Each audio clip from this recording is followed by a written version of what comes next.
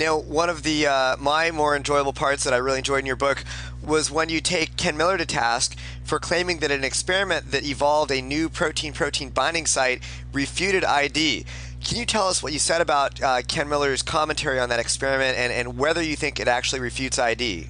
Well, I mean, the thing about these experiments that Miller refers to, in his book Finding Darwin's God, which in a way has the most extended kind of discussion of the kind of evidence and argument that he used in the Kitzmiller case against Behe, that what he ends up presenting as the counter argument are these highly artificial, which as experiments are necessarily, intelligently designed situations which end up bringing about the kinds of results that he's talking about.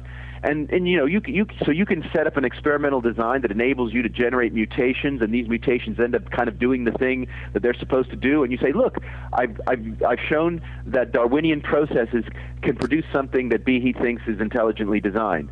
Well, hell, the experiment that you've done is incredibly intelligently designed. Right? The experiment does not set itself up. Okay? I mean, the experiment involves a lot of forethought, a lot of front-loading with regard to how you have to set up the lab, how you have to set up the conditions, and so forth. And then so the question that arises from looking at something like Miller's experiment is, what reason do we have to think that something that was so well-crafted, so intelligently designed, right, in the laboratory, is just happening in nature spontaneously all the time? I mean, he doesn't give you an answer to that question. He just assumes it. And this, I think, is quite characteristic of the way in which a lot of these neo-Darwinists argue. They have these very beautiful experiments that actually, in a way, demonstrate natural selection in a very artificial fashion. And then the question is, well, does natural selection happen naturally?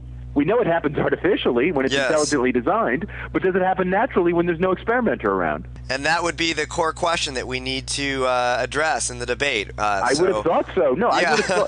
I would have thought so. I mean, but it is very characteristic of the sort of neo-Darwinian perspective that they move very easily between radically different kinds of methods for doing science. So there's stuff, they'll take evidence from the fossil record, evidence from living animals in the field, and then evidence from a lab experiment, and they'll treat them all as pretty much the same. Whereas, in fact, there's, as it were, things can be gained and lost in the translation between the different methods.